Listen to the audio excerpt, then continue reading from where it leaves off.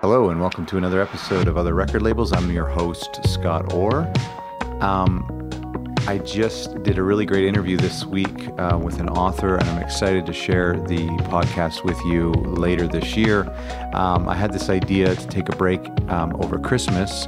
Well, I should say to take a break with the record labels and do a couple industry interviews. And so I interviewed a great author this week, and I'm really stoked for you to hear it. I also want to mention, I've mentioned this in the past about work hard, playlist hard, and I want you to understand there is a bit of cost involved with the podcast. Really, it's like $15 a month for hosting. That's pretty much it. And so to kind of help offset that, we partnered with this playlist curator. It's a third-party playlist curator, Work Hard, Playlist Hard. They're really great kind of Spotify playlist extraordinaires. And they've written an ebook. And so we did this kind of partnership where if you get this $10 ebook, well, it's $9 if you go through us, but if you get this $9 ebook, that kind of demystifies the whole streaming ecosystem. And if you get this ebook, then we get a percentage of the sales. So you know what? And people have done it. It's been great, and it just helps like offset that $15. So nobody's getting rich. I read the book. I have a copy. It's great. It is really good. And you can get it at ebook at otherrecordlabels.com and use the coupon code OTHER for 10% off. I'd really appreciate it. It is quite helpful. Today we're talking with Theo from Sports Day Records. This is a great little label, and they've done some amazing things, and they've partnered with some amazing labels, and I've been following them for the better part of a year, and I'm so glad that Theo agreed to chat for a bit, and this is a really great episode. I'm stoked for you to hear it. You can learn more about them at sportsdayrecords.com, or one thing I've noticed is their Twitter is more up to speed, and as is their Facebook.com/sportsdayrecords on Facebook. They're home to Alex Napping, Y Bonnie, Harley Alexander, and they've worked with some names that you're definitely familiar with. This fella is a great guy, and he's got a great accent. So I think you're really going to enjoy this chat. Are you there? Hey, Hello. Scott. Hey, how's it going? It's going good. Is that That's great. any better? That sounds good. Better? Yeah. Okay. So Do you want to start that one? Yeah. So I was asking, did you move to Austin for the music scene specifically, or was there another reason? I had met someone. Okay. So I was interested in trying to make a relationship with that person work. And I think it was kind of like a toss-up between her moving to London or me moving there. And I think that's when, the music scene for me was sort of like, well, I'm really interested in this, and this seems to be a music scene that I think is really cool and different and exciting and new and fresh. And so I was kind of like, I want to move to Austin anyway, and I want to see where this goes. So the two kind of met in the middle. When I think of cities, American cities specifically, that have like notorious indie music scenes, I think of Austin, right up there in the top 3.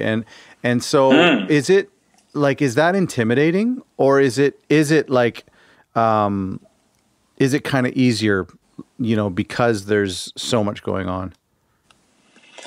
I think that, I don't want this to sound kind of like arrogant, but I think coming from London, it felt a lot more chill. Oh, I see. Okay. Yeah. So, that's you fair. know what I mean? Yeah. So it actually, for me, felt like quite a calm scene where everyone was quite supportive and introduced themselves very quickly and wanted to be your friend and was sort of curious about you. And obviously, that probably comes with my own privilege and my own story and like being kind of a foreigner. Yeah. But I actually found it quite an open book that wasn't particularly intimidating. It was actually very inviting. And I think what was cool about Austin is, and still is, and I think is changing at the moment, is actually there's a lot more there. Well, some of the coolest things happening there aren't necessarily like just the indie scene, and I think it was a lot more fresh and interesting than maybe I thought it was going to be, in a good way. I was kind of surprised at how many cool artists doing different things. And I think like I moved there in 2015, and it was a really amazing moment for bands like Cross Record, kind of like creating a space for people to go and play in interesting spaces, and the Museum of Human Achievement being like an interesting kind of DIY space. And there were these sort of moments where people were really harvesting community, and there was a lot of new artists that kind of like were popping up, like Nadine and Molly Birch and Howdy, kind of like all were very young artists at that point. Right. That have all gone on to like produce really great work. And so when I was there, all those groups were like just forming or had been around for like a year. So it was kind of this moment where everyone was like wanting to meet each other and put on shows in people's houses and gardens, and like drive out the city and go swimming. And it was, yeah, it really felt like this kind of amazing moment in Austin that, coming from London, felt a lot less intimidating. I've heard, like, here in Canada, a lot of times when a city kind of has like a blossoming art scene, very quickly it becomes difficult for the artists to stay there because of increasing rent costs. And has that been a problem? I mean, is it become more of a yuppie town? Is it starting to drive out artists, or is it still? I think, yes, you're 100% accurate. And it's not only, Austin's not the only city it's affecting. I think like even before I moved there, you know, you'd meet people who would say like, you know, Austin's dead, or like, Austin's not as interesting as it used to be, or like, you can't be an artist in Austin anymore. And I was coming from London again, being like, well, no one can afford to live in this city, so I'm going to the city that seems a lot more chill. Yeah. And I was arriving there, and people were telling me that Austin was changing. And I think what's kind of scary, and I guess, like you said, everyone is kind of looking at their own city or their own like artist pull and saying the same thing. And that in the 2 years I was there before I moved to New Orleans, I was like, well, you know what, like, I can't really afford to live in Austin anymore, or the kind of life I want to live, maybe, as a kind of like kind of music DIY outsider, whatever you want to call it, like, is becoming harder to live. That said, I don't know too many people in Austin that are dying to move out or being forced out. I think most people try and make it work. You know, you like move in, you get an extra person to move in, or you kind of move slightly further out of the city. I think the interesting thing about Austin is that, and I actually have got a lot of hope for Austin. I think like when I was there was definitely a lot of people trying different stuff, and it was going in different directions. And I think it still is. And I think there's a really good movement there towards more interesting and different types of music and events. But I think it is getting very expensive, and that just does bring in a different crowd. And I think hopefully no clubs close and no spaces close, and the city keeps kind of defending music. But I'm pretty hopeful that they will. And I don't think it's quite got that bad yet. I know like Cheer Up Charlie's, which is probably the most important kind of small bar venue, is still really thriving, and actually, you know, only doing more and more great music and inclusive events. And so I've got a lot of hope for them. It seems like, I mean, obviously, you know, Austin might be an exception, and somewhere like Nashville as well, where music is probably a huge part of their tourism. And so to drive out the artists would just not make sense economically. No, you're totally right. It's like this weird catch-22 of the reason people come there is because of this thing that then gets replaced. I think what's funny is like coming to New Orleans, it feels like people say the same thing about New Orleans, you know. It kind of feels like wherever you go, I think it's a real issue in a lot of like culturally rich American cities. That's true. I think the most beautiful thing about, I suppose, the internet is it makes the world more connected and more satellite and remote. And so what you then find is that like someone that once saw LA as the only way out is now kind of interested in Austin or New Orleans, which is, you know, awesome, but also like there's a lot of like respect and I don't know, cultural changes that you don't want to be a part of. You want to make sure a city stays what it is. So it's a very tender and complicated thing that I think like Austin has to work out what it's doing. And I think what's weird about Austin is that like it's just happened really fast. Right. Growing up in London, again, like if there is any kind of gentrification or cultural change in that city, it's happened over just a much bigger amount of time. You know? Yeah, that's true.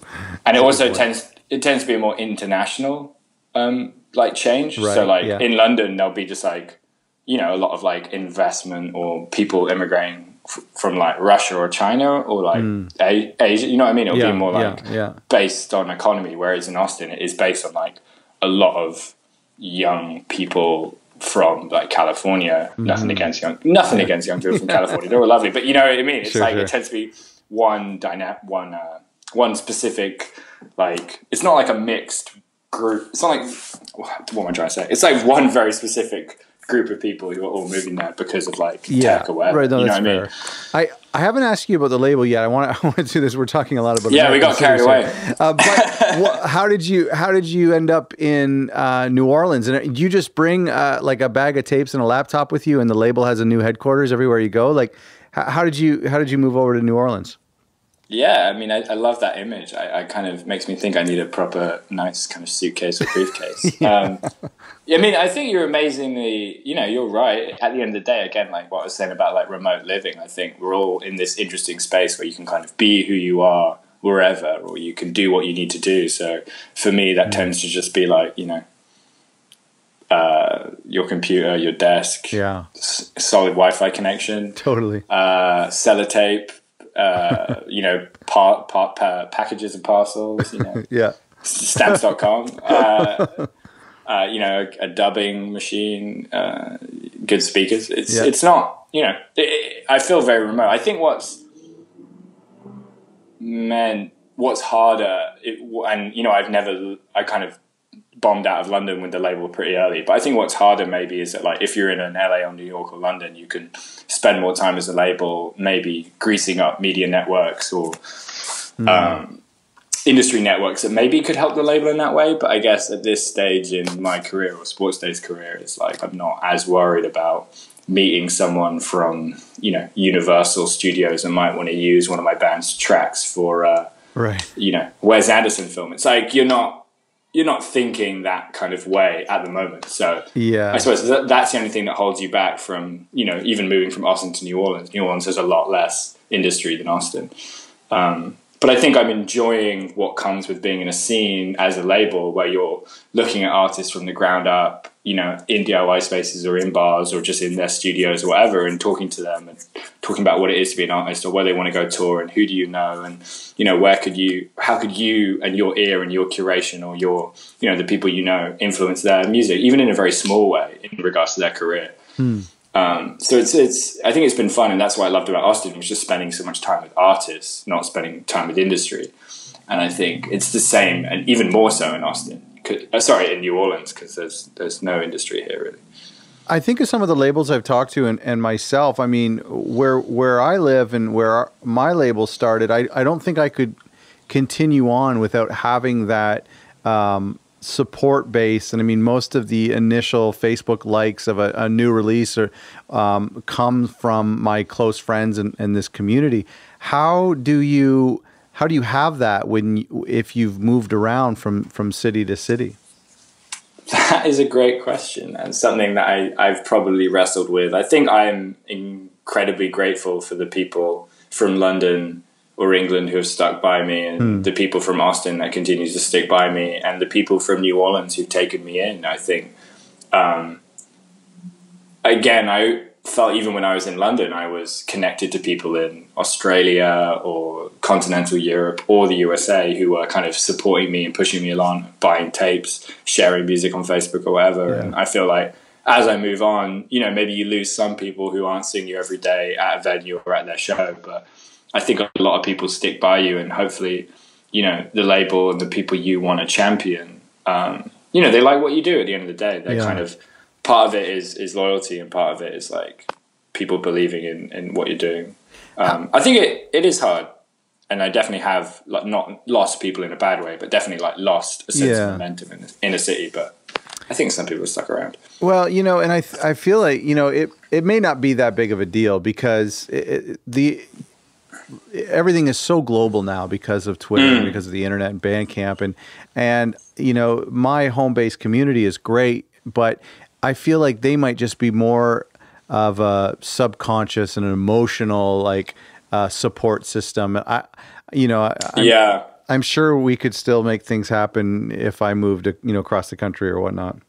Yeah, I mean, I feel like if you look at the numbers, I feel like I have as many listeners and sell as many tapes in Japan or London as I do in Austin or New Orleans. Right. You know what Yeah. I mean? Yeah. Like I think that was one of the reasons when I was, 2.5 years ago when I decided to move out of London, I was very much like, well, I'm looking at all the numbers and I have as many listeners in the States as I do over here. So why don't I just move? Yeah. Yes. Same with us too. That's weird.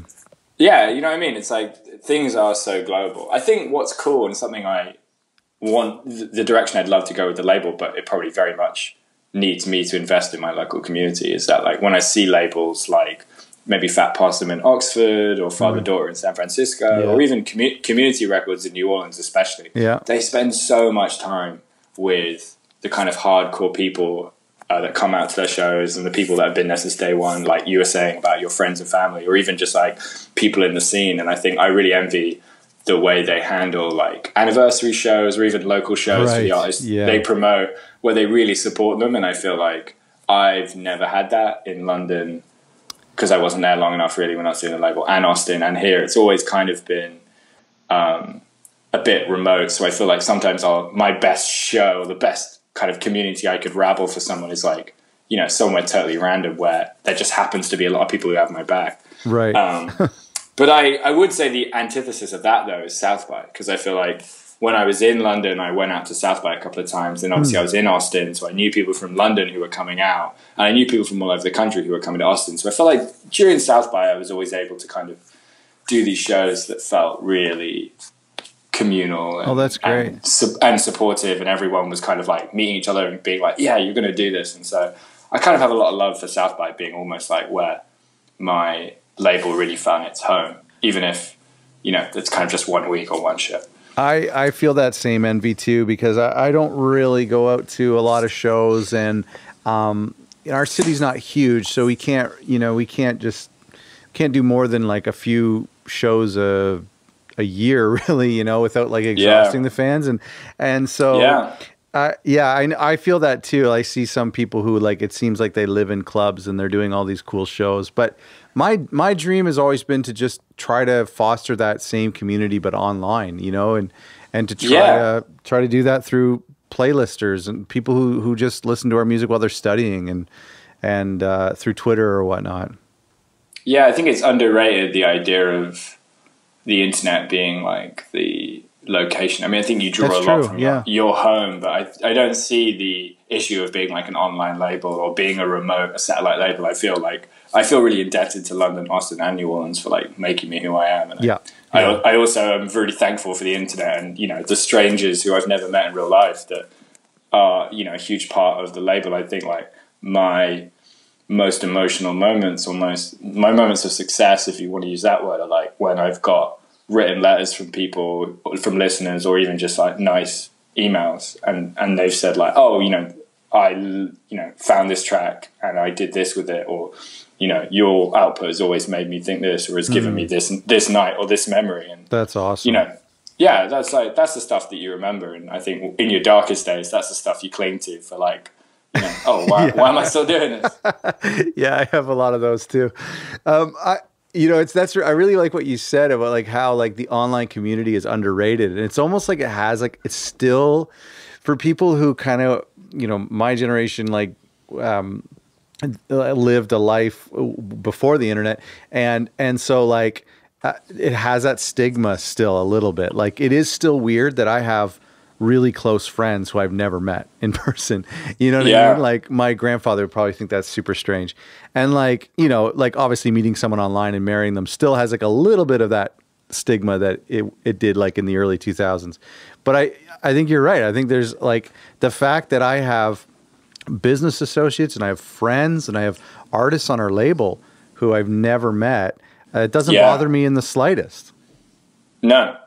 Because you often, it's like the inverse. You've actually maybe been more intimate or shared things with them or had an experience with them that's like much harder to foster in real life. And that's no shade. True, I true. love real life. I love being outside. I love going This to is a nothing show. against real people. I love breathing air and sharing conversation and a cup of coffee. But there is an undoubted kind of strangeness and connection with someone, in Melbourne who understands you over 2 lines in an IM chat thing, that you suddenly go like, whoa, what is this? What did we crack to get here? And I think, I'm sure you've had it when you've reached out to artists where you're like, wait, this is something that means so much to me and I have no idea who you are, but this conversation seems just like one in a million. And I mean, it takes the global network to be able to find those people where it's like, if you like one band, but you only like their one album, but you also like this other band and you only like that one album, what are the chances you're going to find someone the same age as you who likes those 2 albums specifically, and that's what's so great, I find. And I think for labels too, it's like, we make a certain kind of music and it contributes to a certain kind of lifestyle. And there aren't enough people in my city to sustain us who like that kind of music. But there's maybe 2 in every major city in the world. Yeah. You know what I mean? And you put those all together and you could make a living off of them. Yeah, that's why the Bandcamp Square profile pic things, that's one of my favorite things, because you'll go to, you'll have, the squares that constantly pop up on your releases or whatever. And then you'll go to like a new release, which everyone's talking about, and you'll be like, oh my God, like Jane is here. And you'll see like, just to use a random name, like Jane Murphy's little Bandcamp Square, and you'll see that she's like, she's bought the, Frankie Cosmos album and the Florist album, and she was the first one to buy the Soccer Mummy album before anyone else, and you'll be like that kind of little square popping up of Jane Murphy in Minneapolis. You're just like, oh man, it sounds like a great way to meet a partner. Right, I know. I mean, that's a good idea. I think someone was joking, or it's actually coming. But I could have sworn someone was tweeting the other day about like a Bandcamp dating section, like a Tinder Bandcamp. Yeah, because it would just blow up. Oh my gosh, for sure. But yeah, there's definitely like Bandcamp squares that I have been forever indebted to, because they always pop up. And also, there's also Bandcamp squares that I'm like always feel very privileged when they turn up, because I'm like, wow, that person has such good taste. Yeah. There's I'm going to forget their name, which is terrible. But there's I just remembered it. There's a Japanese blog which is extremely selective. Okay. And they never accept my press releases. They never accept my emails. And they never accept my free Bandcamp codes and press releases when I send them to them. But sometimes they'll just buy the release. I think I've done like 23 releases. Wow. I've probably sent them. They're called Very Tiny Songs. I just remembered it. Very Tiny Songs. Okay. Fantastic Japanese blog. And they have a Bandcamp square for their blog, Very Tiny Songs. And their taste is immaculate. They are on all the best releases. I think I've heard of them. Yeah, I'm sure you have. I'm sure they probably have bought some of your releases. But they I'll have to check. I send them like a free Bandcamp code and a press release of everything I ever put out. And they only ever turn up on certain ones. Yeah. And they don't even use the free Bandcamp code. They'll buy the release if they like it. Which makes me think maybe they just don't check their emails. Yeah, that's right. No offense. Or they have this sort of, amazing taste and sort of honor policy for what they like and don't like. But yeah, if you get a Very Tiny Songs Bandcamp square, then you're really, I'm gonna it's a good release. Yeah, I'm gonna check that when I get off this call. So how did the label start? What city did it start in, and what made you think I want to do this? Well, I just left college. I was fresh out of college, and I started working at Transgressive Records in London. If you're familiar with them, they're a UK label. Okay. They're a UK label that predominantly release UK. No, not actually. They do a lot of US artists and world artists, but they will only really work on the UK Europe release, if that makes sense. So, for example, they put out always in the UK, but obviously Polyvinyl do them in the US. Oh, I see. Yep. So it's one of those things where you probably haven't like heard of any of their releases because they only do the Europe side. Sure, we have a lot of Canadian labels who do that too. Exactly. So right. So they're kind of like the European side of that. So I started working for them as an intern when I came out of literally, like, I think I was like, I just graduated. Like it was, June or July or something. And I interned with them for about 6 months, and it was really interesting and educational and fascinating, and kind of like I was wide-eyed and I was like, oh my God, I'm like in this label, I'm seeing everything from, the inside out. And I think it was like this inspiring moment, but then after about 6 months, there was this sort of brutal moment of being like, wait, you're in this business and curation and like art group that's been around for over 10 years, and there's only sort of 4 people in the office and they run this whole company, and they've all been there for 10 years. And you're sitting there going like, well, where's the room for me? And you're kind of like, I was in London going out to clubs like every night and shows, meeting people and being like, constantly meeting these incredible cool people that I envied, but they were all, it just was this kind of like scene and sense of regularity and people who've been there forever. And I was like, how does one put themselves in this space? And this is someone I'm saying from like a point of privilege as like a white cis male who just come out of college, where I'm like, most of these people look like me and I'm educated and I can go to all these clubs, I have enough money, and yet I'm still saying, where do I fit in? So like, that's kind of an interesting point to be in as a young person. So I sort of decided, instead of like working for another label for free or doing more internships, or kind of like, I was kind of hustling around. I had an interview at a couple of other places, and I kind of felt like the best thing to do for both my sort of mental health as well as building a resume, if you like, was to sort of just do it myself. And so it was in the summer of 2015, I was like, okay, I'll start releasing my sort of best friend's band as like a little test of like, can I release music? Did you feel confident to do this because of what you learned from that label internship? I wouldn't say confident. I would say I felt like I had the talent and the knowledge and the hard work and the ears to do it. What did you learn? But I was still pretty nervous. I was still like, maybe this won't work. But I was sort of like, I could do that. Yeah. What did you learn from that label? I think I learned a lot about relationships and listening. I think like it was really cool to see how much music they listen to. I know that's like a really stupid thing to say, but like one of the most underrated things, especially like when you're talking to like friends and family or whatever, about running, quote unquote, running a label or working in music, is like you have to listen to a lot of music. And that takes a lot of time, and people forget about that. True. You just have to listen to music all day. And I think it was really cool to see how much music they listen to and how much they think about music, and how you have to be critical and make decisions about like, how are we going to market music, and is this going to fit into that? And I think like seeing how meticulous they were with like release schedules or promo schedules or tour schedules or sort of like video choices, I think it was very eye-opening. And some of that is really cool, and some of that is like, oh my God, this is an industry. So I think it was really educational and really inspiring to see them do it. And I think I was there thinking like, I can do this. I can listen to music and be critical, and I know what single is going to like be good for the radio. Or, I know what jacket that singer should wear in a photo shoot. I felt like I could get to grips with it, and so I think it was really interesting. I did a lot of like data entry stuff, but it was just cool. It was cool to be in the room and amongst them, when they were like signing people, or again, watching how, you treat people and artists, and kind of like, learning about certain deals and stuff. It was really educational. That's amazing. So when you started the label 2015, right after the internship, how did it go? Like, how was your first release?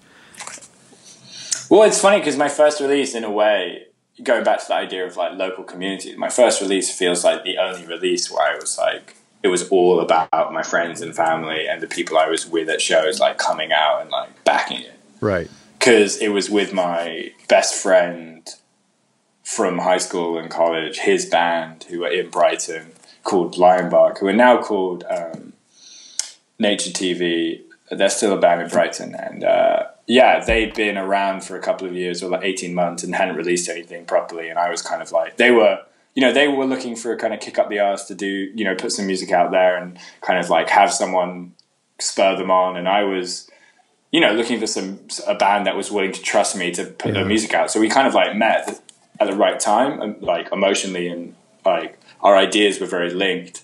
And yeah, it kind of was like a good formula, and it went really well. Like I said, it was the only time working with like your best friend in your city and stuff. It felt like the only time that we had like a release show plan, and we could meet up and like have actual face-to-face meetings. Like, you sold a bunch of merch to like all your friends and people, but you also then would meet strangers who would like take a bus to come to the show, and that we'd be like, who are you? You're not one of our friends. And they'd be like, oh, I found your track online. So it was kind of like, that's awesome. It was the most organic release experience, releasing the kind of first release. And then it was after that I kind of like developed an internet persona and started like, sending the music to people in New York or Tokyo. It was kind of, the first release was much more on the ground, trying to get people out to shows, trying to get, the music into people's hands. It was a really different experience. It was based a lot on kind of London. What formats did you release on for that record? That record was kind of like Bandcamp, streaming services. And, and tape. And a tape. Okay, cool. What was, when you first launched the label, and even a little bit now, like what were your strengths? What did you bring to these artists that they couldn't do themselves, or that they just maybe shouldn't do themselves? I think promotion and press writing, I definitely have a lot of skills for. Right. Okay. I think it's really hard for anyone to talk about themselves. Oh yeah, for sure. And especially like, I loved my best mate's music, and I thought he was so talented, and they were kind of just sitting on all these songs. So it was that thing of me being like, wait, you're so good, and yet you're not doing anything. Yeah. And so I was kind of like really motivated to like sell them. And so I think I had a natural gift for just kind of like explaining to someone that like, this is really great and you should listen to it. So I think that was always a skill that I really backed myself on. I think there were probably a lot of other skills that I had to develop. Like I think taking no for an answer, or the understanding rejection is something that you learn very quickly, but like you're not really ready for. Yeah. Yeah. So I think like that was really frustrating. I was like, wait, not everyone loves this. What is going on? Like, what's wrong with me? That was definitely a skill I didn't have until about 6 months in. Yeah. I'm still working on when I'm ignored, to not take it personally, Yes. Yeah. I think of how many times, like, this probably happens like 5 times a day, where I'll click on a record on Apple Music or on Bandcamp, and it, maybe it's like a local band, or it's just a band on a label that I like, like one of you guys or one of my friends' labels, and the music just doesn't connect with me. It's just like, it sounds really great, it's produced really well, but it's just not my thing. And I don't think ill of that person or that label, but for some reason when I release music and blogs don't respond to my emails, I'm like, what? Why do they hate me? Yeah. No. So weird. I've gone through nights thinking there's a conspiracy theory that like yes, someone said something about me, or there's a rumor going around that like I'm a bad person. I take I've got so much better now, but I took everything very personally for definitely the first 6 months, and then after that I kind of chilled out. I am totally working on that, and that's a huge thing, and I not even joking. It's actually something that I've been reading a lot about, and trying to stay focused and trying to stay driven, and really trying to think about rejection and being ignored, and trying not to let it, like I think I've said on this podcast, like even getting, when people unsubscribe from my mailing list, like that hurts. It's painful.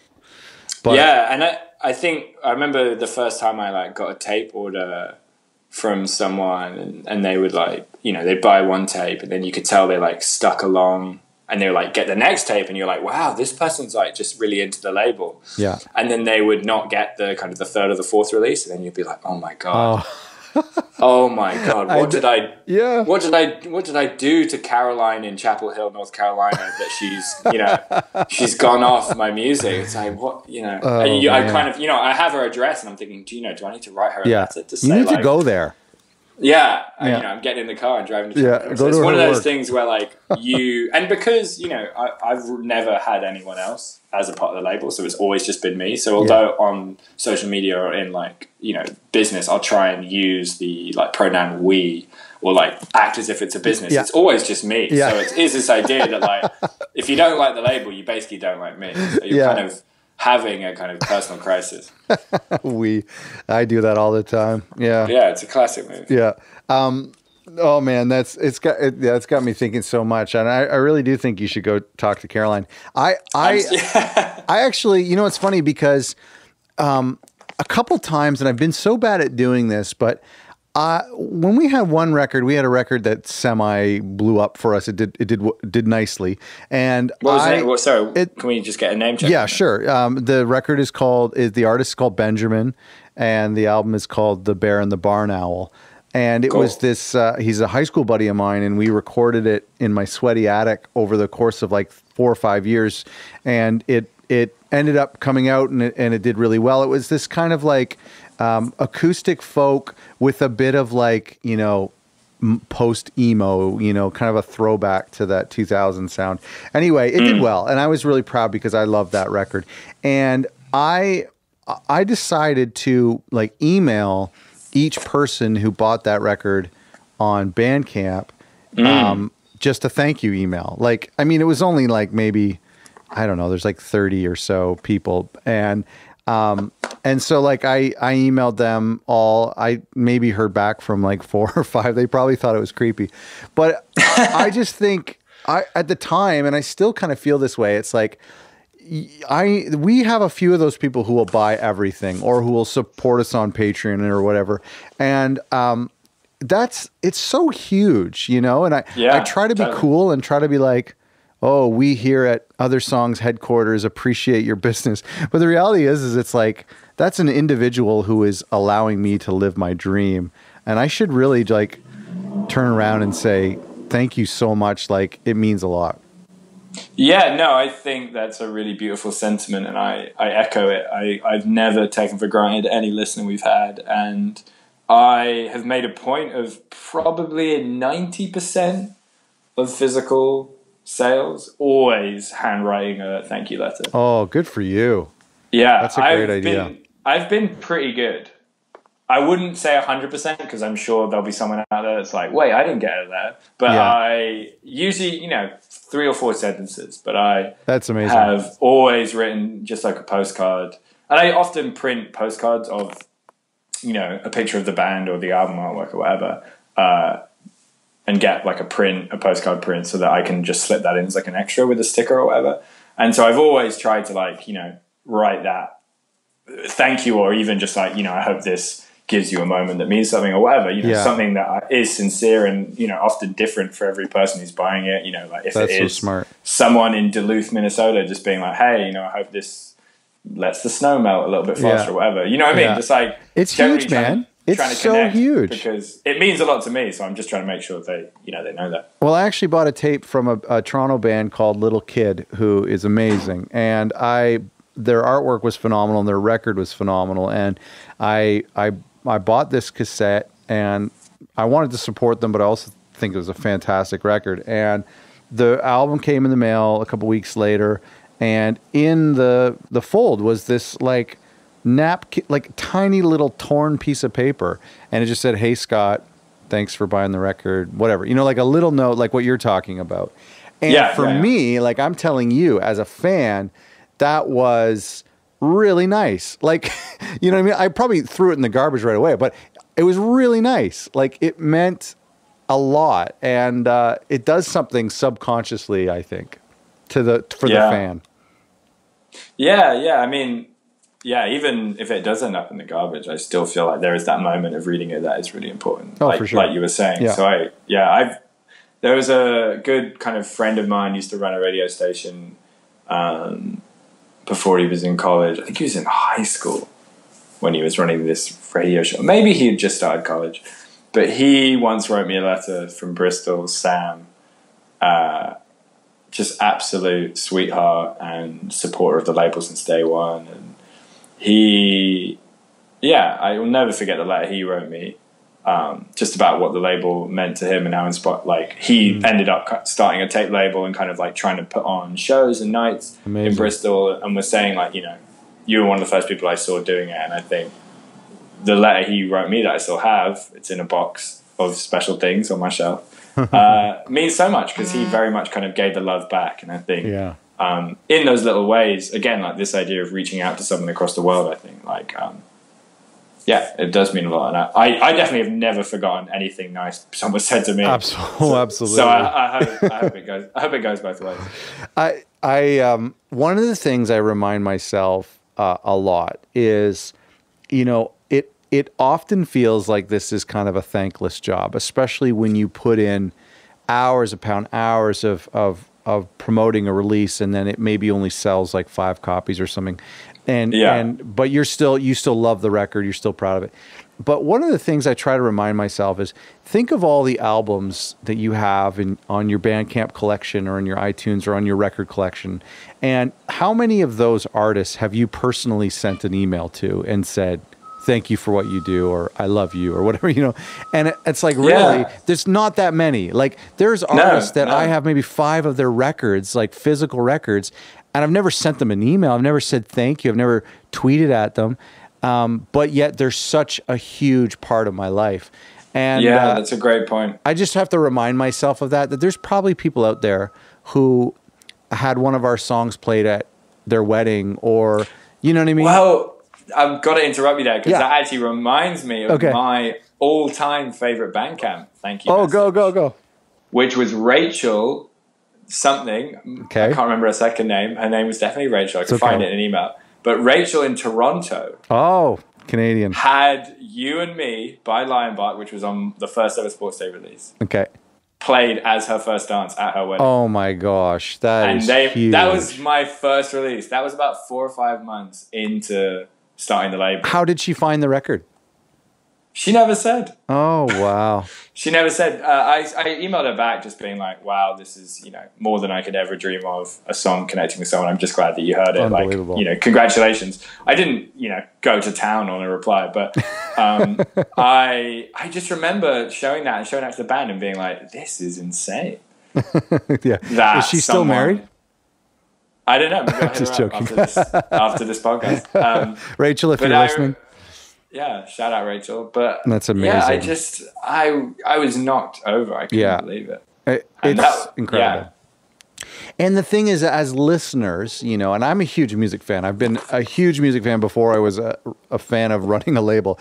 And you know, you think of those moments as a high schooler, as a grade schooler, all these times in our life, how music has affected us. You just hope that people have experienced that with your music. Yeah, totally. And I know they have, because the crazy thing is that my music tastes, I'm not prejudiced. I don't just go to major labels. I don't just go to people with 1 million followers on Twitter.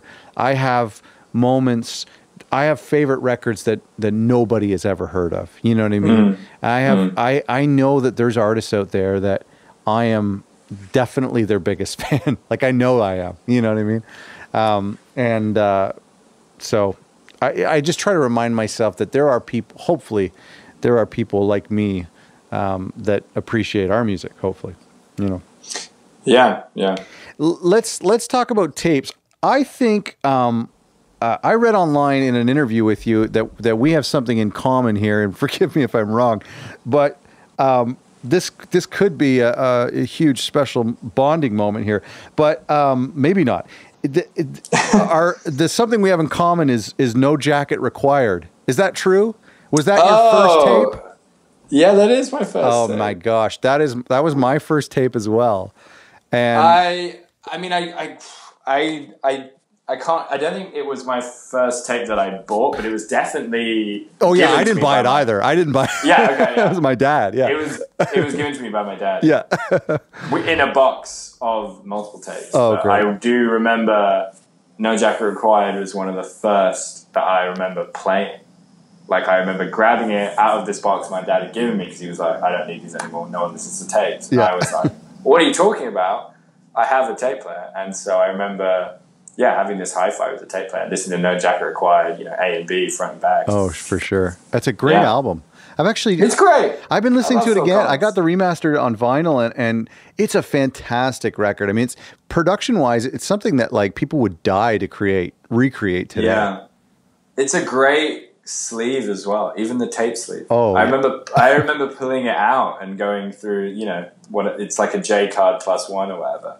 It's like I think it's like a J card plus like 8 or something. Or is it? Like they had like a massive budget. You could just dangle those things out back then. Right. Because it's got like a whole scrapbook, I think, of him on tour. I think so. And there's him by a pool. And yeah. it is quite. You're right. It's probably like a J card plus 4. Yeah. But yeah, no, I remember listening to that tape in and out, and when I, started the label and started being surrounded by a lot more tapes, I ended up kind of having a lot more tape culture and tape appreciation as an older person, and so I've kind of returned to No Jacket Required as this constant reminder of kind of the great tapes of the past. Well, and as as the tape sound and the music mixing and production and stuff, the tape sound is coming back right now, and so is the 80s sound, and just like that like snare sound from Studio played through like a crappy cassette deck is like very desirable in today's like even in pop music and in hip hop music. Yeah, Cardi B is basically just trying to remake No Jacket Required. Yeah. What got you into tapes though? Like for the label, why tapes back in 2015? Why not CDs or vinyl? I mean, I think I would have done vinyl if I'm being totally honest, if I had the budget. Yeah, I think I was into vinyl a lot longer before I was into tapes. I was buying vinyl when I was probably like 14, 15, Yeah. And then I was like, okay, I'm going to start a label. Let me just Google how I can get vinyl pressed. And then I was like, okay, let me not do that again. I do that like every couple of months. Yeah. So very quickly I realized, well, if it's just me and I don't have any money and I've just graduated college, how can I, get this thing off the ground? I was like, well, a $200 investment or whatever is going to be a lot easier to manage than a sort of $1,500 investment. Yeah. So that tape was partially just based on what I had. It was almost, I could only really start a label with tape rather than starting a label with anything else. But that said, there were tapes, ones that stick out particularly was Cerulean Salt by Waxahachie. Okay. So that album came out in 2013, I think, end of 2013. And I remember going to the gig and seeing it on the merch tape. I loved that album, by the way. I was incredibly into Waxahachie at that time. The album was really, really incredible and really connected with me in a way that, I don't know, just really did. Okay. And I went to the merch table and I was, it's one of those things where I was like, well, do I want to get the vinyl? I'm out. It's Friday night, whatever. And then I was like, well, you know what? This tape is kind of sick. And it's, $7, $8 or whatever it was. And it'll fit right in my pocket. And I remember being at that gig and thinking, I'm going to get the tape. It just like makes sense to me right now. And then I went home and I remember like digging out, this old tape player with my No Jacket Required tape and my dad's stuff. And I kind of was like, okay, I'm actually going to, I'm not going to go online again and listen to this. I'm going to start listening to it on tape. And I kind of would take the subway in London and walk around the city with this copy of Cerulean Salt. And it just became an even more important record to me, to the point that I knew every track and I knew exactly when the click, how many seconds the click would come at the end of side A. And that's beautiful. I kind of lived for these songs. And I then kind of off the back of that tape started going to shows and buying the tape because I had, and ordering, bands like Joy Again, then known as Forever Lesbians. I bought all their tapes off a now deceased label called Celador Tapes, and like I was getting these tapes sent across from the US because there were so many great tape labels, and I kind of, from off the back of just like finding a tape that you connected with, was then really curious to see what the culture was about. And so I definitely think two labels, Art is Hard in the UK, and oh my god, Beachcomber. Thank you. Right. Beachcomber and Art is Hard were a big influence because they were the kind of two of the first people I saw in London and Bristol who were, making tapes as young people and new bands around me kind of having tapes at their shows. And so I remember buying some Art is Hard tapes and some Beachcomber tapes and being like, okay, well, how are they doing this? And so, it was kind of like a looking at the culture around me and seeing what I was able to do, and realizing that, we were at this moment where the internet was king and streaming was king, or Bandcamp or SoundCloud, I guess back, a few years ago was more bigger than it is now. But the idea of holding something and having something that, is aesthetically pleasing and retro and brings back these memories, but is also like, affordable, and you can still show your pride as a listener to have someone on your shelf. And so I just kind of fell for it, both from, having a your dad's copy of No Jacket Required, but also having this kind of like idiosyncratic little memoir of a good show or an album that made sense. Even though like, today that, I have Spotify on my phone and I'm very remote. I'm not a Luddite, but I appreciate the weirdness of slowing down every now and then, Oh, absolutely. Yeah. Do you make them yourself, or do you outsource them like to a duplication company? So for my first release, I outsourced them. My first couple of releases, I outsourced them, and then I started making them because I was like, well, maybe this isn't that hard to do. And then I was like, this is a lot of work. And then I was like, some of these sound bad. And then I went back to outsourcing them, and then I went back to duplicating them because you know what it's like. You're suddenly only selling like 20 copies or whatever. Yeah. And then you're like, well, I'm not going to order 100 if my sales are only really doing like 20. So then I kind of basically made a decision that like if I was going to, for 50 or less, I would make them myself. Right. And if they were like a touring band or I felt like they had a bigger following, so like 100 or more, I would outsource them. Right. And that's kind of where I'm at right now. I'm kind of doing a little bit of both. I have a very simple, I've done some dubbing on 4 tracks. I've got a little audio, like auto dubber where you can like do a master and then just like speed dub it. Oh, nice. At the moment. Yeah, I've got like not a bad machine. So I'm kind of tempted. I get into both, and it's, for me, it's almost the artwork that's actually more frustrating than the audio. Oh, agreed. Yeah, absolutely. when you're trying to like get the A and the B, the front cover and the inside J card to match up, and like you can't fit 4 on a square of A4 or whatever. yeah. I've just spent so many hours. It's the worst. FedEx. So yeah, I almost find the artwork more annoying. I know. I actually wanted to. I did 200 copies. I sold 200 copies of Howdy's first album, and I did all the artwork for that myself. So I'm pretty proud. Oh, good for you. But that was the last big release. Oh man, that's a great record, by the way. Thank you. That was the last fantastic record. That was the last record, big release that I didn't outsource. I think that was the turning point. Was hand slicing 200 and folding 200 copies of that. Goodness. I was just like, no more. Yeah. So yeah, I've kind of, I've bounced around, and there's a real charm to it. I've got a lot of love for the records I've done myself. But, I also don't necessarily miss it. I think, I often use Duplication CA, and I think they do fantastic work. So we use them too. Yeah, they're in Toronto and Montreal. Yeah. Yeah, big shout out to them. They're amazingly great at communication. Kevin Henry, I think, is the guy that I often get. And I have Ashley is mine, but yes. Yeah. Yeah. Shout out Ashley. Yeah, you know what? I'm actually the exact, I've only started doing tapes, and it was actually, Forged Artifacts I'm totally blanking on his name right now. I feel like an idiot. Matt. Yes. Thank you. We were recording a podcast months ago, and he said, to me, he basically, I can't remember exactly what he said, but he's like, you know what, if it's like, if we're releasing it, like, then it's it's worth it to have a physical release. Like it's basically kind of like honoring the music by giving it a physical release. And you know, I've also talked about I've talked about digital only releases with other labels, and I think there's a place for those as well.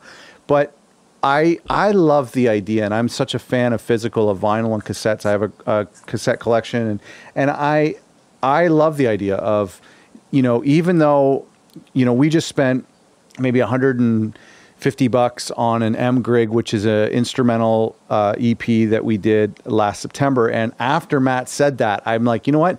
I'm going to duplicate this through duplication.ca. I'm gonna do. I think we did 20 or 30 copies, so it ended up being like $7 or $8 each. But so really, like, there's not going to be any profit made on them. But I wanted to do it as just a kind of a way to say, you know what? We are committing to this, and I think it shows the fans too. We're committing to these releases, to this music by giving it, like, you know, almost like a monument, you know? Yeah, I love that, and I think that I agree with what you and Matt are echoing. I think that's a really cool way of looking at it, and I pretty much, you know, if I do love a record, I think like I want that physical token. Oh, for sure. I see it as. I almost need to warm up to a record online to then be like, okay, I want that. You know what I mean? 1,000%. Yeah. It's a very odd way of thinking that this item is to be played, but it often is like a trophy. Yep. It's like you've accomplished your love for it, or it's earned your love. So it's a very interesting psychology. I remember being in a meeting, which is very funny. I won't name the label, but I remember being in a meeting with a label when I was trying to get a job in London. And I remember they asked me, this is like, I was probably like 6 months, 4 or 5 months into the sports day. And they were like, I was still trying to get a job in the industry. At this point, I was very much like doing sports day as a resume builder. Right. And I remember they asked me, so what's with tapes? Why are you doing the tapes? No one else is like, what's with the tapes? Like, you know, we don't do tapes here or whatever. This is, by the way, a very major label. Okay. And I remember being like, well, you know, kind of explaining what I just said to you about, like, well, you're at the show and it kind of like, you really connect with it, but you don't really want the vinyl, or you don't really, you know, no one really plays CDs anymore, so you might as well have a tape because it's just as rare as a CD player or a turntable. Yeah. So you kind of like, you break it down, and it is this kind of like mental connection, you know. There isn't a reason. It's not practical. It doesn't make sense. That's why you're a music fan. That's why I'm on the phone to you. It doesn't make sense, but you do it anyway, and you know it's special to you. Like, music fans are fans. They're kind of odd. Yeah. And so I remember kind of having this conversation in an office in London, being like, and I think, you know, since that label has actually been producing tapes, they realize it makes sense. But I think I remember being, you know, very early on, or right before I started Sports Day, being like, why are people into these things? And I think, you know, it's not for everyone. I think that's great. I definitely have big people that I know listen to every release and share things and support Sports Day, and they've never bought a tape, and that's totally cool. Yeah. So I know it's not for everyone, and you know, some people live much more minimal lives than me, but I definitely find the connection with something. It kind of leads me to this a question. Like, I can't really tell if tape labels want the cassette culture to get bigger, or if they're happy with the cult nature of the format. Like, do you think that the general population will get on board in the way they have with vinyl? Because I think it's taking longer than I thought it would. But what do you think? That's an interesting question. I mean, it's kind of, we could be here for hours if we really sunk our teeth into the idea. Because I would argue that I don't know if people have necessarily got on board with vinyl. I think I would almost argue there was like a quote unquote vinyl boom. Interesting. And I don't know if as many people are buying vinyl now as they were 2 years ago. And, you know, I guess we'll just have to watch Urban Outfitters to see if they are still producing so much vinyl. And I think if you look at the numbers, you know, Stranger Things on vinyl, or Stranger Things soundtrack on cassette sells way more than any, you know, artist like Cardi B. Interesting. So I think this idea of like cult whatever, or things that are big on a certain format, are so much more specific than people necessarily wanting to enjoy music or feeling a connection to music in a certain way. Wow. If you kind of catch my drift, I just think it's so odd You know what I mean? Yeah. And it tends to be more about cultural movements than it does about music. And I think, I don't think vinyl is necessarily growing in mainstream culture. I think it's more visualized and it's more, it's in Urban Outfitters, I guess. But I don't think people are really like appreciating, Childish Gambino and then going and buying it online. Well, there's only maybe I'm wrong. No, I think there's more. Certainly, there's more than there were 10 years ago and 20 years ago. But I think that there's only so much you can buy, and I think that's the vinyl. I've talked about this on the podcast before. With the cost of vinyl in Canada is quite high because of import fees and whatnot, and the exchange rate from the U.S. But even if it wasn't, like, if everyone has a streaming membership that they're paying $10 a month to, there's only so much that the average music fan can really afford, and there's so much music that's out there. So it's pretty daunting to I'm not picking up like 6 or 7 vinyl records a month. No, I'd say right now I'd probably buy one. New vinyl, I'd probably buy like 10 records a year. Yeah, I would say I'm the same, and I think you and I would probably be on the higher end of the exactly. We're like supposedly like the most targeted vinyl audience or physical music audience, if you like. And I would say I buy 10 a year, and that's mostly at shows. Right. Like I have one record shop in New Orleans that I really love, and I buy a lot of secondhand vinyl through them. The White Roach, shout out, really lovely people. But I usually like buying vinyl straight from the artist. Yeah, it's great. It's a good, yeah. So, it is nice. But I would say I'd probably buy like 20 tapes a year. Well, and they're so much cheaper to ship, and I've been getting into them. I'm a huge fan of art, and some of my favorite tape labels are like Geographic North and Dinzu and Never Anything Records, and I've actually been getting into like some field recordings and drone stuff, not necessarily for the genre, but just because the cassette themselves are such beautiful pieces of art. You know what I mean? Like the whole package.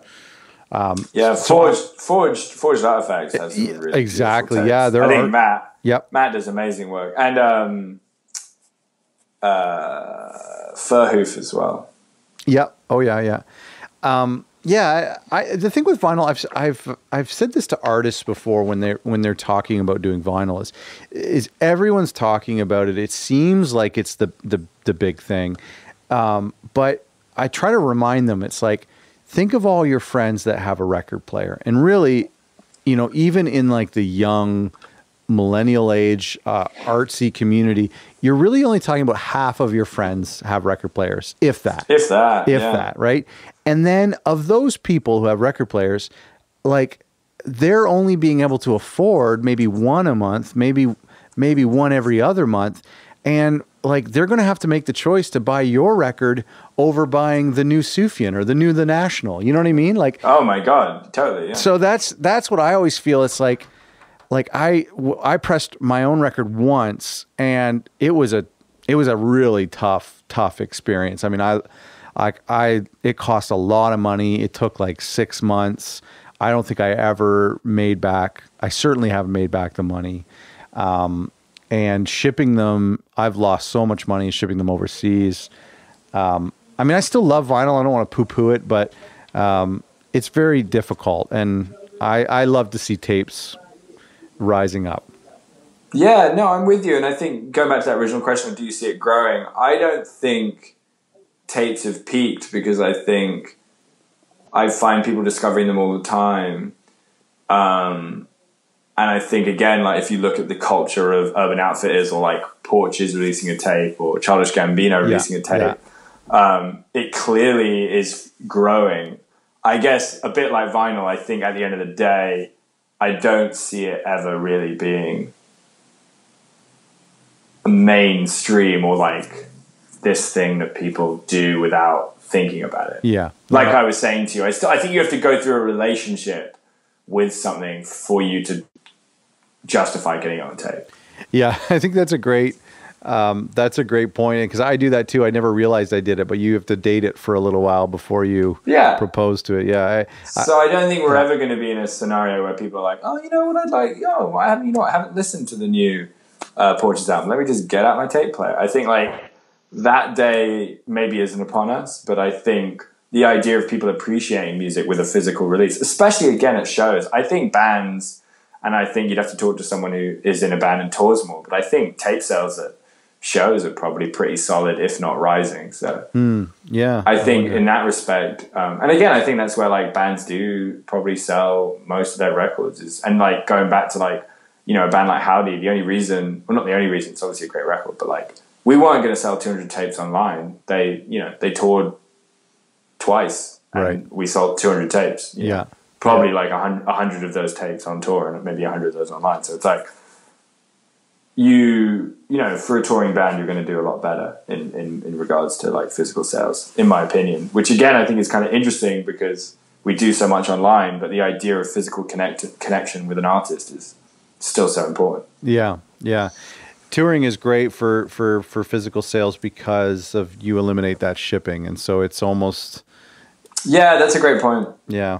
And again, this idea of this internet remote satellite community is like, you know, Caroline in Chapel Hill is probably going to wait for a favorite artist from London to come through, pay $10 to go and see them. You get the live show and you get the record without the shipping. You know what I mean? It kind of is a bit of a steal. Yeah, no, it's true. Shipping sucks. Yeah, No, around. Especially as someone, I remember being, you know, in London and being so excited that, you know, Yasuki in Tokyo wanted a copy, but then being like, oh shit, this is going to cost me. Oh my goodness. Yeah. You know, $10 or whatever. It's insane. Like, I've shipped a bit to Japan, and I've actually had really, Switzerland, I believe, or maybe it was Sweden. Switzerland, I think, was like shockingly expensive. Switzerland's not in the EU, so that's why. Oh, okay.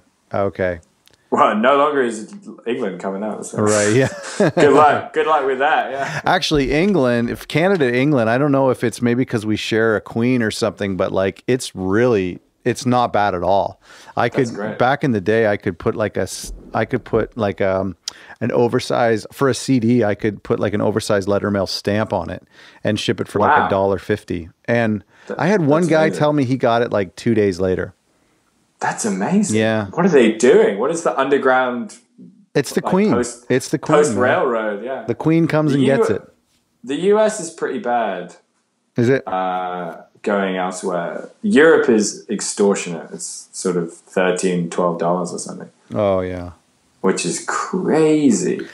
I was doing a bit of research on tapes, and if you can get it really flat, and there's always the risk that you're going to bust the jewel case, but there is like a way to kind of fit it through that slot to have it be considered letter mail and have it be, you know?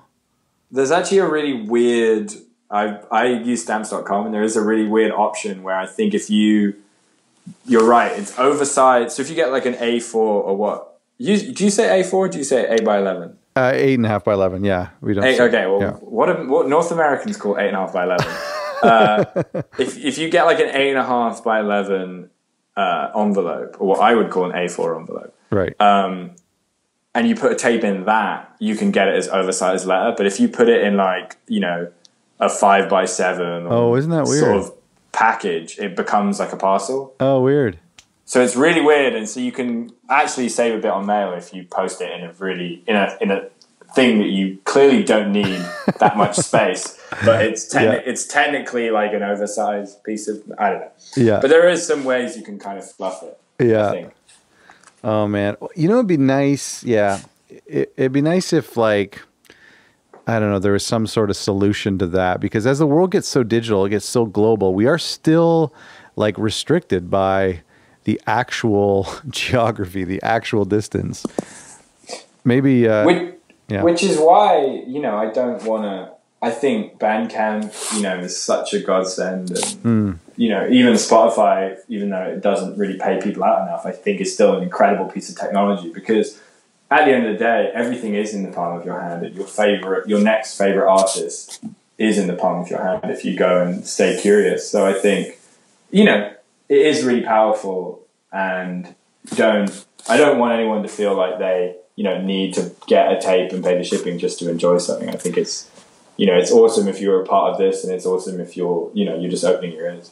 I just think it's cassettes and vinyl and CDs. I mean, there's often, sometimes I will still ship a CD, but it's just more ways to celebrate the music. And I think, I mean, I remember, years ago when a record would come out, I would have to wait till 10 o'clock in the morning, drive to the mall, go into the record store, buy the CD, and that would be the first time I heard it. And I love now that at midnight, tonight, like today's Thursday to our folks at home, but tonight at midnight, I can hear whatever record's coming out tomorrow instantly on my phone in bed. And then like I can, if I really like it, in a couple weeks, I can order the tape or the vinyl. You know what I mean? So I like that you can almost have it both ways. Or I could go to the record store tomorrow or next week or whatever. Yeah, that's so true. I love that. I love that midnight release. It's so great. Waking up in the morning or having something ready on Bandcamp is also I know. That's great. Yeah. Actually, running a label, my every night before the release, because uploading to streaming services is always this like mysterious thing. Like, is it going to go wrong? Was there a typo? And so I'll always like stay up the night before till midnight and check all the streaming sites. And then like and there's been times where like something's gone wrong and it didn't appear at midnight. And then like I'm freaking out and emailing people. But that's like one of the not fun moments of running a label. Yeah, that's definitely part of the downside. What do you consider to be success for you? Like, what kind of accomplishments give you that? We talked about it a little bit at the beginning with like the Rachel in Toronto, but is it financial? Is it a Pitchfork review? What for you keeps you going? I think definitely the kind of the strangers out there that reach out really, really stand out as the most heartwarming or special moments of the last kind of 3 years. I think those are the moments where you just feel like you're existing or you're making a difference to someone's life, which through music is like the best thing you can do. Yeah. I think going back to community or in real life or live music, I think like the 2 South by showcases I've hosted have been really special, just to try and create an environment at that festival that's unique and give bands a platform to meet people or meet you or have a space that is different to other shows at South by, let alone just like a kind of sports day branded show. I think it's been really, really touching, and to see people come out, from all over the world, it's been really awesome. So I think like those 2 things, the kind of real life aspect and the kind of stranger online aspect, are kind of the 2 things that stand out. I think, it feels great to mail out, 50 copies of something, and any like little bits of success have definitely like made me feel really good, but they do feel a little bit less. I definitely rank them like below the kind of one special kind of like person that reaches out. I think criticism is hard, because I think I feel so thankful when people write about music. Like when people take time out of their day to like write a criticism, good or bad, really, just to like listen again, this idea that you exist. Like I think like I know I wrote something about them today and they've just said that they're kind of changing up their game, but I think like when Golf Like Paint has written something and it's 3, 4, 5, 6 paragraphs, and you're just thinking, wow, you're really taking the time. Or some smaller blogs like Pond, Music Mag, Impose have written really amazing kind of more in-depth stuff in the past, or Ad Hoc. I've always just been so thankful, because I think it's different, because I know it's more like their job, even though most of these people aren't getting paid, so it doesn't feel as emotional as Rachel in Toronto, but it feels like you exist, and I'm just so glad that someone is connecting with this music that I know the artist spent a lot of time creating. So that definitely, it's different, because it doesn't feel like success, but it feels like this is how it's meant to be. You're meant to run a label and someone's meant to hear it and you're meant to hear this response and you're meant to start a conversation. So the kind of criticism is an interesting aspect of like existence and gratitude and functionality of running a label that I think really calms me down, because I'm just like, okay, this is how it's meant to go. You're meant to like get a review. It's meant to be maybe good. It's meant to be maybe bad. And actually the couple of print reviews we've had of records have always felt really sweet to see it in a newspaper. Oh, that's nice. Yeah. They kind of just like put a smile on my face. Yeah. But yeah, that's kind of how success feels. I feel like I probably haven't tasted enough real success to really know what that would feel like. You know, like I said, I feel great if I sell 50 tapes. So, yeah. Yeah. This episode is coming out in July of 2018. What do you have going on right now? Like, what are you working on? I am working on a second. So when this comes out, they will be probably on tour or just about to finish a tour. So if they come to your city, check it out. Why Bonnie, who was my last release for that's a great EP.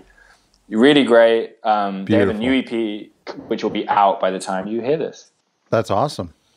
So they had one out in February, right? One out in February, and the new one will be out in like a month. Oh, that's great. There's or if you're listening to this, it'll be out right now. And yeah, they basically recorded 2 EPs at the end of last year, and they were recorded with different people, and the band, they kind of changed. It's a bedroom project by Blair Howerton. She started it a couple of years ago. Okay. And so she's kind of been rejigging it in regards to like who's in the band and that kind of her songs that she wrote alone, but it's kind of been getting a band together in Austin, Texas. They're kind of old friends I've known for the last couple of years, and she's incredible. And they recorded these 2 EPs at the end of last year, and they were recorded with 2 different producers in 2 different spaces. And interesting. It was kind of like there was a moment where we were maybe going to release them as one, but it didn't really make any sense because they sounded very different and were written at very different times in her life, and she was going through different things, and there were some different people playing on them.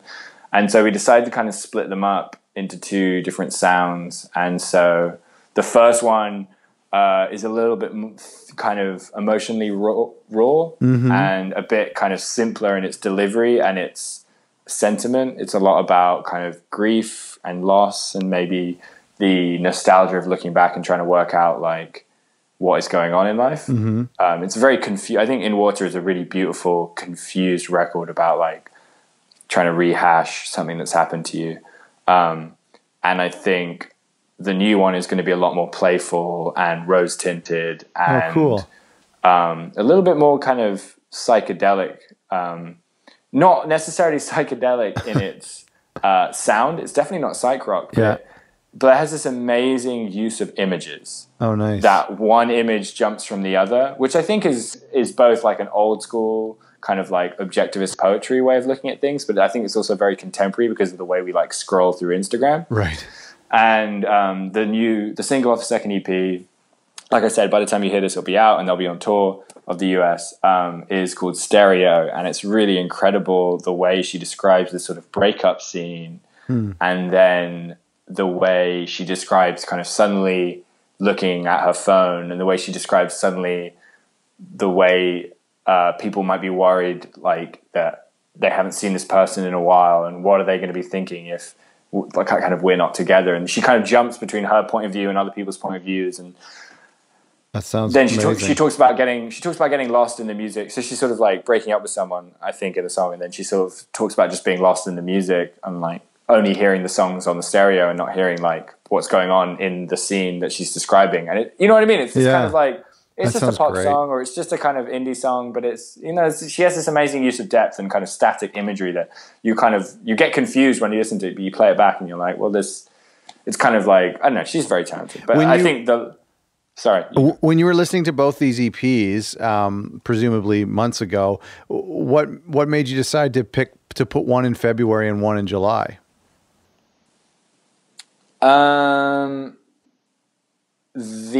Well, like I said, they just felt very different. Did one have like a colder and one have like the one you're describing is a more summery feel, or?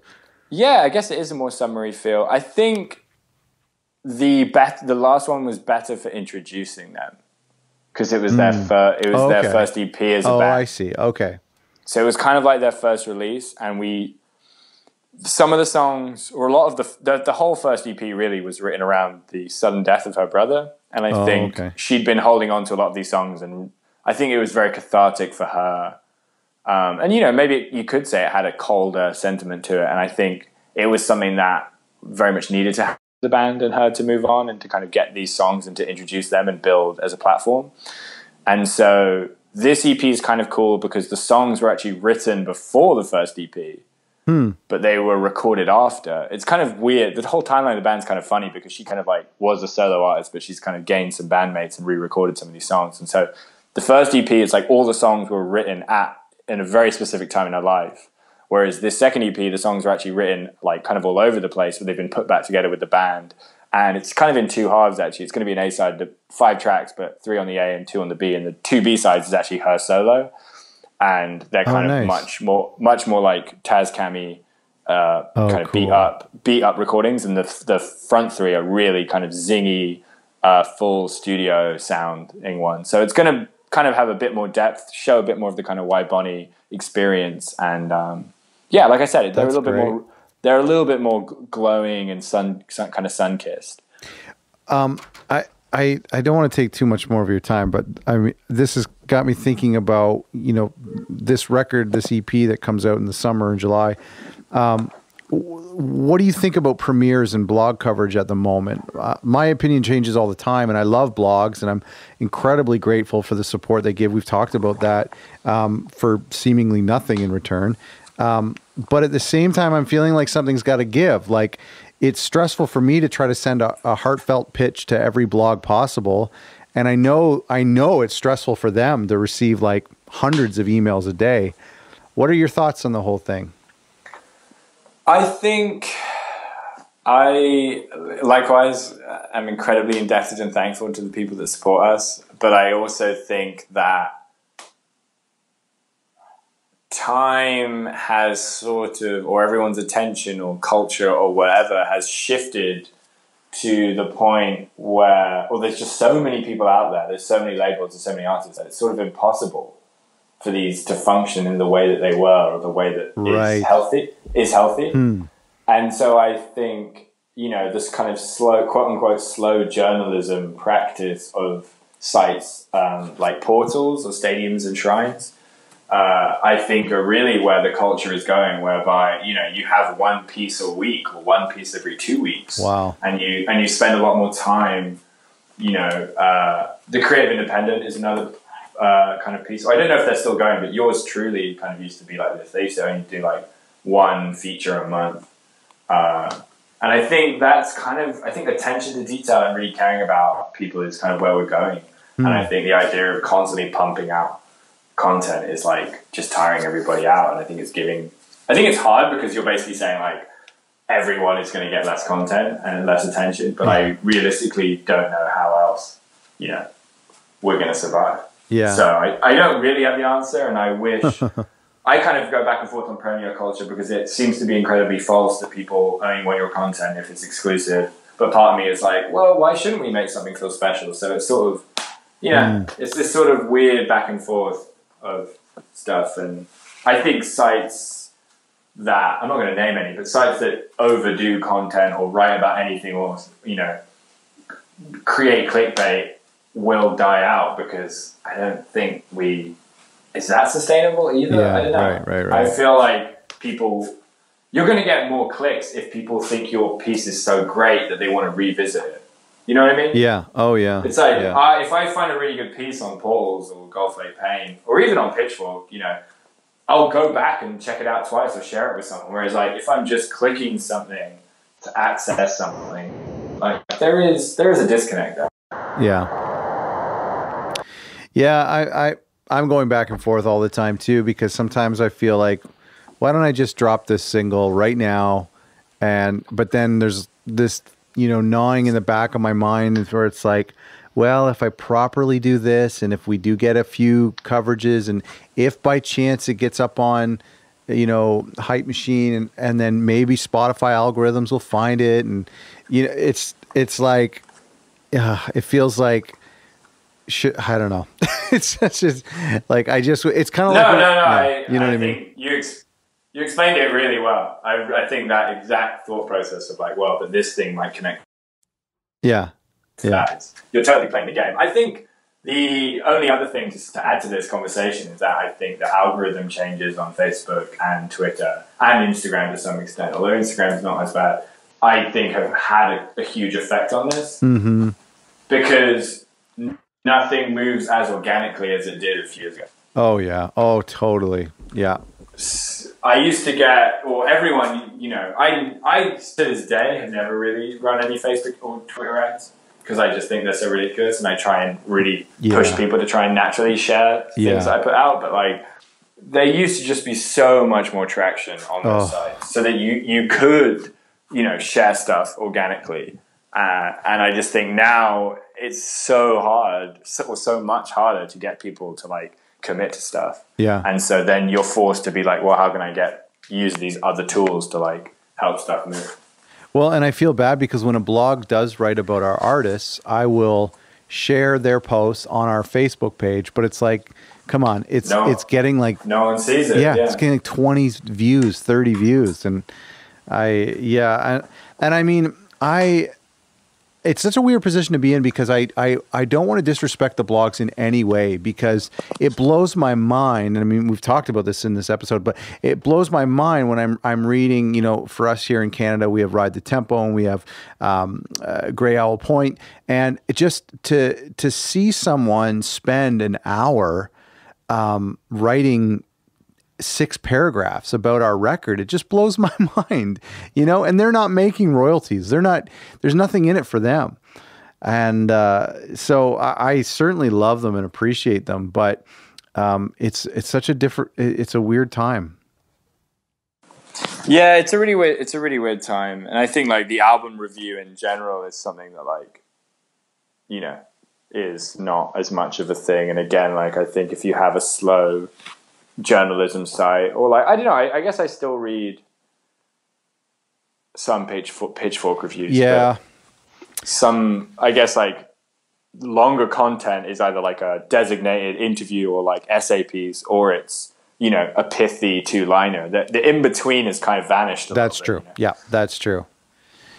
Yeah, no, it's interesting. Well, listen, we could talk about this all day, and I really appreciate you taking the time to do this. Oh, Scott, not at all. This has been it's awesome. Absolutely my pleasure. I hope there was something in there. I feel like it was so easy to go off topic and get tangential. Well, you know, I've started to hear from some of the listeners about and there's labels of all sizes, and I think there's probably people who are considering starting a label. I mean, even if it's a tape label that is just doing their friend's band or just doing themselves, you know, self-releasing.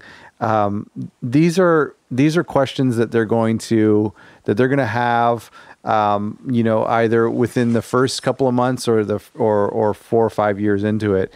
But I don't think anything that we've touched on is irrelevant. You know, it's just, it helps me anyway. I don't care about our listeners. I'm just joking. I'm joking. No, I'm with you. I'm very, very lucky to have this conversation with you, regardless of if anyone hears it or buys it on tape. Well, thank you again. It's been a lot of fun. Thank you so much. Yeah, I appreciate it. Thank you, everyone, for listening. Please subscribe to the podcast if you haven't already. Also, share it with a friend, someone you think might be interested in this kind of thing. That's always appreciated. Also appreciated is if you check out the ebook we were talking about at the beginning, if you remember that. The address is ebook.otherrecordlabels.com, and the coupon code is OTHER. Thanks for listening.